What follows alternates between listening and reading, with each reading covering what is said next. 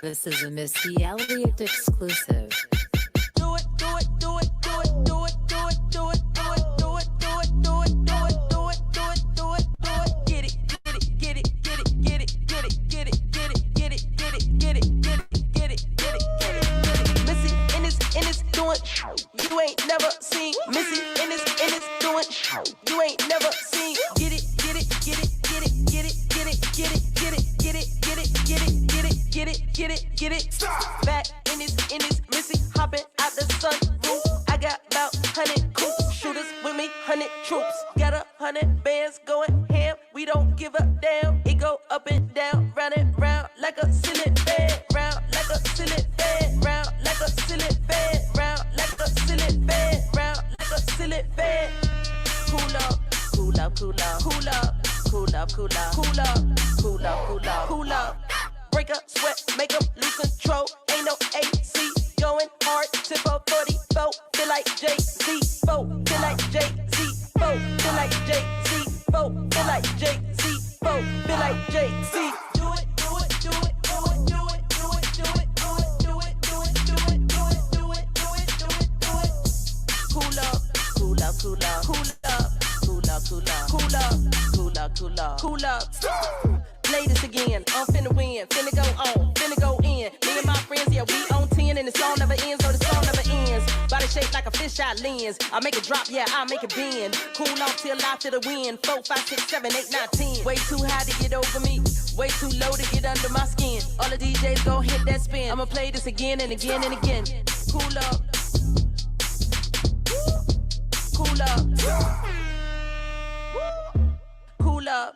Cool up, cool up, cool up, cool up, cool up, cool up, cool up, cool up, cool up.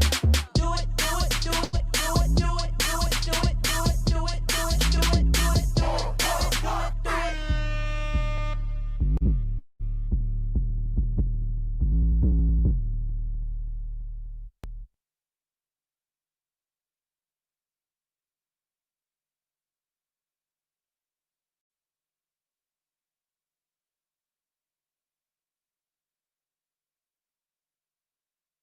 Get myself off mute there for a second. That song had me jamming there. Hello, folks. It is the guy with the bow tie checking in with you live for another edition of Business with Benefits. Missy had me going crazy for a second, so I forgot to unmute myself there. So sorry about that delay.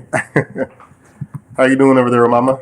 I'm good. I'm so excited for today. What's up, guys?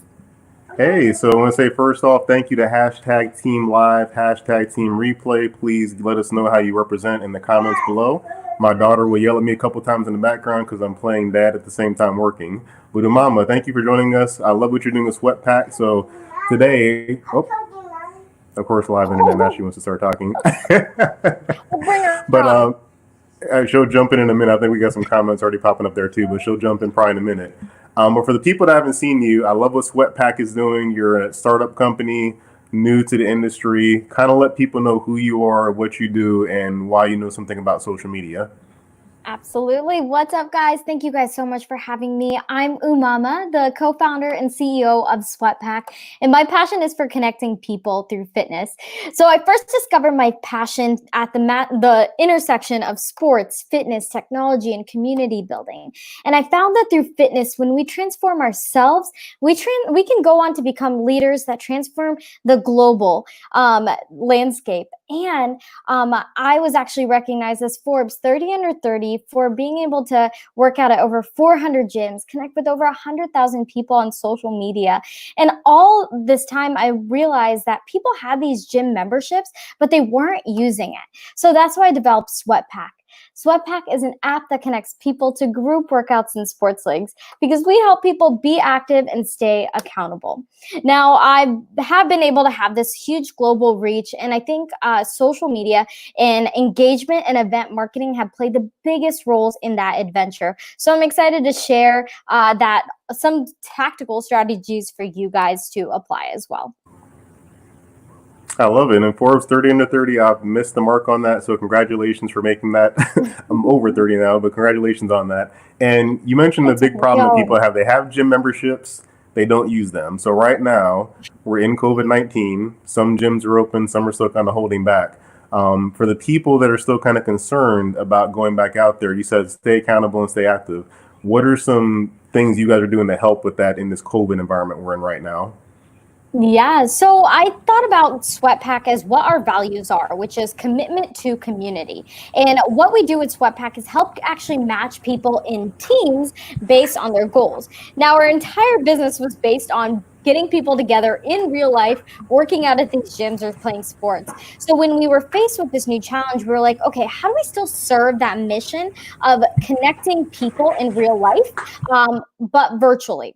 So what we've done now is offered a new offering with our virtual workout challenges. So we actually just launched a beta version of this, sold out of our first run of this, where people actually joined with random groups of 6 people, and they were challenged to just get active, get moving 20 minutes, 30 minutes a day to earn points and compete globally against other teams. And the teams all loved it. We had an 85% retention rate for our second round because so many people needed to just have this reminder of, hey, there's someone else that's looking out for me, that wants me to stay active, that's going to hold me accountable for showing up. But I think the biggest problem in the fitness industry is sometimes we overcomplicate what being active looks like. And really, it's just a matter of finding something we enjoy that gets our heart rate going, that gets us up and moving and thinking about ourselves. And sometimes the accountability and having friends that have that same goal helps us get that in alignment. And that's what we do at Sweatpack. Do you think the accountability piece, that's big in the fitness world, but you're also great on social media. Do you think the accountability piece is a big part of how making your social media grow organically? Absolutely. So think about it. When we're talking about organic growth, it is a commitment to showing up, a commitment to consistent content. Well, specifically with our teams, it's about showing up maybe on Instagram stories and posting that sweaty selfie. Not only are you doing it for yourself, but you're showing up for your teams. And what we've recognized is to be able to grow within your fitness journey or to grow within your social media platforms, it's showing up for yourself first, then showing up for each other consistently. But it's got to come from a place of authenticity and a place where you genuinely want to make moves ahead. I like that. And that's something I like too about your social media explanation is you don't call them followers. So what do you call your social media tribe? What do you call them? They're my friends. Guys, I get so furious when anyone calls my community my followers, because I think we come to recognize that followers tends to just put a number on a person and forgetting the part that these are actual humans with real feelings. But when we transfer that mindset, then no, they're our friends, then we show up for them. We want to commit. We want to be able to deliver value every time we offer something or create content. And flipping that mindset, not only is it a really great sales channel, but it's a way of being able to grow and get brand ambassadors that are going to talk and advocate for you as well. Oh no, I think people should know that this isn't just academic for you, because I mean you have some great brands you work with, because we see all the time on social media people say I'm a guru, I'm an expert, I'm an influencer, but you actually work with some great brands. So give your resume of some brands you work with so they know this isn't just pie in the sky talk. Yeah, no. Well, first of all, I definitely have 10 years of experience in marketing in the agency world, startup world, and an MBA degree as well. But after that, I started working with brands like Nike, Under Armour, Lululemon, Adidas is one of our big new clients, Kroger, Sam's Club. So those are just a few of the Fortune 500 companies we've worked with, and they're all involved somehow in Sweatpack. And it's because of that authenticity that these brands have been looking for in these influencers. I don't consider myself an influencer. I consider myself as a community leader. And I think that's exactly what's attracted these big brands to me, because they know I have their ideal clients and I'm providing them value, but I'm also providing value in a very unique way. It's not just, hey, here's my product shot. It's, hey, here's how this plays into my lifestyle. Here's how you are going to conquer all of your goals with this product in your life. And so that's really what distinguishes myself from most other influencers and why I've been able to work with these big brands. I love it. And that's you're actually making a community with these brands. You're not just selling them something. You're actually kind of going shoulder to shoulder with them and making a partnership out of that. It's experience, right?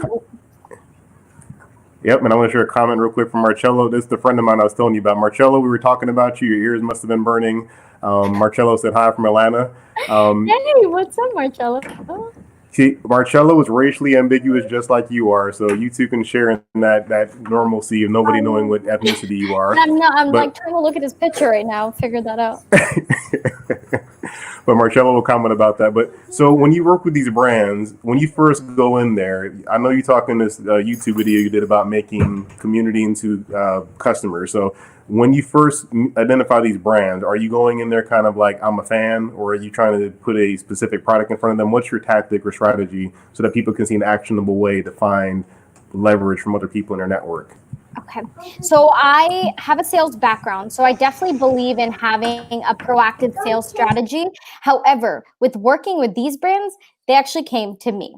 And this is why building a strong personal brand is so important. Because number one, think about these big brands and the people that actually work for them, right? They're the ones that are actually listening and following these big influencers, so that when a brand campaign comes along, let's say for Adidas, I had 3 people that were actually in my community, my friends, that were like, hey, Adidas was like, hey, we're going to Atlanta and we need to host this big fitness campaign year long that's team oriented. So these 3 girls were like, wait, we know the perfect person. We follow her on Instagram. We should work with her.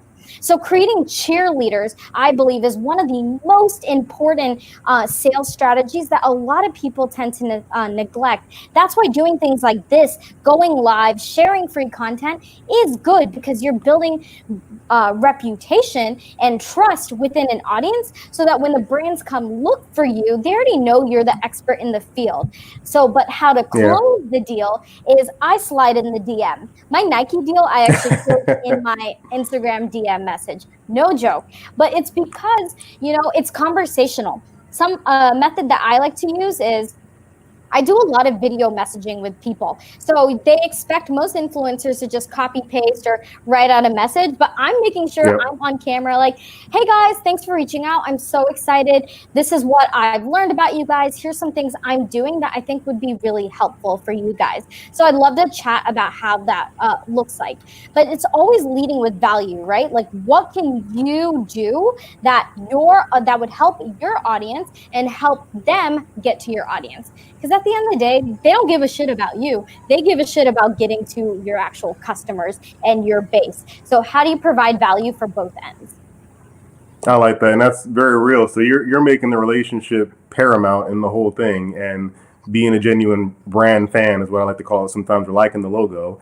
You're not coming in pitching first. You're saying, let me build a case and kind of like you. And some comments we had real quick to catch up with the audience. Again, if you're hashtag team live, hashtag team replay, that is, let us know in the comments below. Get a little typing in there. Marcello had something funny on to put up here, though. Where'd it go? He's commenting a bunch. Marcello, slow down. Marcello said he loves your energy right there. Oh, here we go. Thank you. Now, but Wayne has your first question then. So do you use weights combined with cardio? Do you prefer high intensity training, high intensity interval training, or Tabata style or traditional cardio? Okay, so we're getting right to the fitness. So as a leader of a fitness company, go for it. What's the one you prefer out of those options you put out there? Currently, I'm going more of a HIIT style strength training route, but I've kind of done it all. I think HIIT is definitely what works the best for my lifestyle. And I think that's what people have to understand is, what can you actually realistically commit to? What do you have? And what will you make sure you have a plan for moving forward? But 3 days a week of strength training, sometimes 3 to 5 days a week of strength training, and then 2 to 3 days of cardio. And cardio meaning walking outside and doing sprints. Got it. So I want you guys to throw some reactions on the screen if you're working out more than once a week, because it seems like people say this quarantine weight. I mean, the quarantine weight's coming back on me and all that, but it's kind of like now I've seen more people walking in my neighborhood than ever before, or running in the neighborhood. So I think you have a unique opportunity for what you do, because I don't feel comfortable in a gym just yet. But if you have some kind of a challenge or something or a thing like that, that will kind of work better for me. So if you guys are working out more than once a week, throw a reaction on the screen. But back to your community piece of making the community work with you. So you're on LinkedIn, Instagram, I believe, as well. For your brand, what is the best channel for your brand? Instagram. Fitness tends to thrive the most on there. It's quick, easy, digestible, and shareable content, and people want to be able to engage and see other people. Perfect. And that's for me. Like, I'm in insurance, so Instagram's not the best channel for me. So you and I kind of talked offline about, focusing where you need to be. So for startup companies, I know you work a lot with startups and helping them get going. Did you know instantly as your startup that Instagram was the place, or was it kind of trial and error? Definitely trial and error. So I personally had my fitness brand on Instagram for the past 5 years. So I definitely understood, okay, this is where the market thrives. YouTube is probably the next. But then understanding, okay, Facebook, if I'm targeting a bigger demographic, like my older demographic, I would go there. But yeah, definitely have to test it out. Now, look, I'm like every other startup. You see a cool new thing like TikTok come and you're like, oh my God, how do I hop on there? How do I develop a strategy? I say, yes, proceed with caution, but ask yourself, where are you going to be the most consistent? And that is where you should be investing the most resources and time into, because the consistency will be the most important player in, number one, converting your audience into actual clients, 2, making sure you gain that know, like, and trust, and 3, actually creating an engaged community that wants to be able to share your brand. And if you're kind of all over the place, it doesn't allow for that time to really saturate and develop a community. Yeah, so I'm gonna type a question up there real quick. How many people in the audience use TikTok? Because I'm curious about this all the time. That people say you need to get on this. Is the new place where everything is, and I'm not a dancer to that regard. Most of you know I rap, but I'm not going to probably dance on camera. I think you said the same thing. Dancing's not your strong suit. Would you say there's a potential for growth for your industry on TikTok? Oh, 100%. I mean, I see the clear path to it. And now that we've developed a good Instagram brand, I know we can kind of repurpose content and go a TikTok route. Now, that also means I'm hiring someone to take over that division, because I understand Instagram is a full-time commitment for our startup. So people need to understand, if you're going to go all in, you've got to either learn to outsource if you're not good at it, or dedicate or block off time to commit to just that. Okay, that's fair, because I mean, for me, your industry definitely could do that. But you mentioned also in that training about how much time. Consistency is big for LinkedIn. So I kind of forced myself into this Monday, Wednesday, Friday live, being consistent with it. But it does have benefits to it that people kind of say, hey, where are you? It's 4:00. You're supposed to be on here. So how much time would you say a startup or a person that's kind of getting into the social channel would you recommend they should be spending on a weekly or daily basis on this? Yeah. So I recommend, if you, let's say, have an example, 8-hour workday, we know it's more, but 8-hour workday, I say 4 hours should be dedicated to sales and marketing, anything growth oriented. Social media should play at least 1 hour to 2 if you have a consumer based brand. Now, if you have a B2B brand, that means still going deep into your LinkedIn strategy or YouTube SEO strategy, but that also means the follow up is way more important. So I'd say 1 hour to 2 for channels like Instagram, TikTok, Facebook, YouTube, and then LinkedIn and YouTube more like 1 hour or 2 for B2B brands. And then when you're turning these community into sales, this is a very debated topic. A lot of people look at how many followers do you have, and that's supposed to mean something in some regard, but at the end of the day, engagement's the main thing. I actually went on Linkalize. Have you seen Linkalize before, that website? Is it like an analytics website? It basically looks at your profile and says how much a post for you is worth. So it'll say, based on your connections and engagement, this is what a post is worth. So me, I have like 22,000 connections on LinkedIn, but my value wasn't as high as somebody else maybe had 10,000 connections because of their engagement and working with their network. So for somebody that's building, how obsessed or how much are you paying attention to the KPI of likes and followers on your profile? Yeah, I'm not paying attention to that specific growth with followers, for instance. My KPI is how many comments we get, how many DMs we get, and then 3 is how many people are actually going off our website, signing up for our app. And we can track all that through social. I think a byproduct of getting engagement is also seeing that reach grow as well. And of course, the likes will be good, but think about what matters more to your business with the type of content you create. If saving and asking questions in the comment would lead to more sales, then those should be the things we track. And that's what we do at SweatPack. I love that. So you've actually done a great job of building your sales funnel into social, because I think some people just do it like throw it out there and see what happens. But you're making a sales funnel. You're saying comments. Yeah, absolutely. And I mean, let's be realistic. Social media is only the top of the sales funnel, right? It is just the awareness phase. We have to make sure we're actually acquiring them. And acquisition can be with saving, with engaging through the DMs. If you are actually having a sales conversation, most of our sales come from our direct messages. So we are closely tracking that. But then at the end of the day, it's where are you sending them, right? It's not, Instagram and Facebook will have these tools for you to make purchases through their platforms. But at the end of the day, none of these platforms, we don't own them, right? We don't own our audiences. So we got to get them off and onto a place where we do, where we can offer them more value. So those freebies, downloads, things like that matter more. I love that. So I want you guys to remember what she said. Most of her sales came from the DM. I want to ask the audience to comment how often you're staying in your DM versus staying in the comments, because I think comments are important for you to comment and engage other people's content. But the main thing is getting in the DM to actually have a conversation. And Yo Gotti said it best, it goes down in the DM. So you got to make sure that you're focusing on that versus because people get focused on likes. Like, I only got 2 likes. And I've had that even as a person with a ton of connections. I get a lot of times where I have very few likes. But if I have a good conversation come out of it, that's much more important. So for pivoting, your business kind of got turned on the side right now because of the fitness industry changing. For those startups, let's say they got a startup they just started, February. What helped your mindset with the pivoting to help you get to where you are now? Yeah. So it's a 2-step strategy.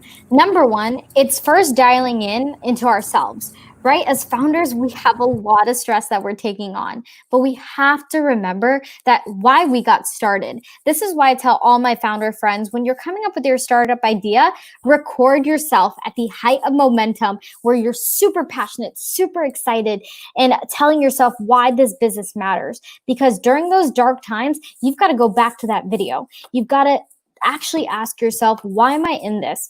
And ask yourself, what is the mission and purpose of this startup? For SweatPack, it was, okay, yes, now the world is shut down. How can we still make this commitment to community? So number 1, taking time to meditate, self-care, and think about why we need it for ourselves. Then 2 is, how do we still accomplish this mission, but kind of change the landscape or scope that it gets done? And that's what defines a true entrepreneur and founder, because their mentality isn't in what's going on right now. It's how am I still going to serve my people right now? And remembering, guys, we will get through this. It will be a new normal. We have to adapt. But think about your 12-month plan, right? So maybe if you're talking to investors or something, maybe it's not how are we going right now, but how are we going to grow and kill it in 12 months? Yeah. I love that, because some people are like, oh, 2020 is a wrap. This year is over, and they just kind of mailed it in and said we're done. But yeah, it's gonna be like this for a while, for the foreseeable future. They're showing cases picking up in places that open up and everything. So this is going to be the current state of affairs. This is our situation. But as you're working on your social media, you're getting the connections, you're growing your following. What is like a tactic that you can share with people to kind of help them by understanding how to best use their time? Because I can tell you be on social media and you spend 4 hours just scrolling and not really making anything happen. So what are some actionable tips for either for the startup or the person that's just a sophisticated user that's trying to get more reach out of their network? Look, just like anything we invest our time into, we have to have a strategy, especially when we're busy. So my Yeah. three-part strategy I'm going to give to you guys that you can take away and implement right now is the C method. So I developed this as the algorithm-proof method that you can apply to any of your social channels. It's called content, collaboration, and engagement. Make a commitment to these three ideals, and I genuinely promise you will grow authentically and convert those sales. Now, number one, for content, figure out what your three pillars and content values are that you know that you can promise to deliver on a weekly basis. So don't give yourself the unrealistic goal of having to post every day and scattering to think about what to do. It should come naturally, but it should also be, what are three things I know that people will understand I'm the expert in? So let's say, for instance, for me, with Sweatpack, my personal brand is different now. So three buckets would be, I'm an expert at fitness tech. I'm an expert at social media marketing. I'm an expert at community building. So I can always deliver those three content buckets. And any other thing, any other topics, if it doesn't fit into this, I can just reshare it as a story or something else. But it is not my duty to come up with that. But two, collaborating, doing what we're doing over here, which is find people that have your audience and make the time to go live with them or collaborate with them on a post, because you want to be able to bring their audience to your network because you know you have valuable content. But three, it'll be spend an hour a day engaging. If it's in LinkedIn, go on groups, go through hashtags, go through other people, thought leaders' comments, and find people that you know would be interested in your content and talk to them. Have a real conversation. But at the end of the day, it will come down to, what are you doing outside of this visible landscape of social media? How are you having those comments transferred to the DMs, then eventually into your email, and eventually into this? I love it. And there's something too that I love that you broke down, the personal brand versus the company page, because I've met some startup founders that are like, I don't want to be on camera. I don't want to be the face of the company. I don't want to do all that. But you had a very clear breakdown of what the personal page is for and what the company page is for. So for the people that are running their own business, because I mean, myself, I have a business. Some people are employees, so they might have a personal page only. But for the people that have both, kind of share your thoughts on what's this page made for in the personal profile and what the business page is made for. Absolutely. So the personal brand, think about it as like your portfolio, your resume for your passions, for your interests, for your projects, for people to see what you're really good at doing. That also means adding in factors of your personal life so that you're personable. You're someone that people want to hire or work with. But this is the place where you're doing customer discovery, building an audience, figuring out what their problems are so that you can interject your business brand, which is the solution to their problem. Now, I say with a business brand, that's where you're delivering content specifically on sales and that community that is there for that solution, and then re-engaging them by reposting them. So differentiating those two content buckets. The reason I urge people to do it separately is because some of our businesses will continue to evolve. It'll pivot, they might die, but our personal brand will forever live. Right? It will continue to evolve with us. And the community that's always with our personal brand will grow as we grow. So if a business shuts down, they're like, oh, what's your next thing? Oh, cool. We'll come and support that next. So it's always evolving with us, and that community will continue to grow. And it's a way for us to showcase our journey. A lot of people, we've talked about this, about how they want to show the end product of what they work with, but they don't want to show that journey. This is that documentation, the receipts that say, look, I did the work. This is 5 years of me doing industry research, and now that's led to this. So it gains that trust, it gains that community, and you can always pivot when you have to. Perfect. And the audience liked a couple of things for that. Jake said collaboration is key. Thanks, Jake Roberts, for the comment. Marcello said love it. And this is a good thing right here. Jake actually said, I'm falling short on the company page content. Now, I understood that because for me, I haven't done as much of my company page. I kind of just rehash some of the stuff I have on a personal page. But I think you mentioned like a narrative, like a story that kind of, this is a product launch, or this is the solution to a problem that businesses have. So delve a little bit more into that for company pages, because I feel like LinkedIn's going to put a lot more stock in that soon, and people aren't capitalizing on it the right way. Yeah, no, I agree. And I mean, I definitely fall to that as well. Now, here's my perspective on that. If you are short on time, short on resources and investment, put your money and your time into where you have the most traction so that you can send them to your company page or the other page once you have gotten that traction. So personally, I know I have more traction on my personal brand so that whenever I say I have something live on SweatPack, I can send that engaged audience to the company page.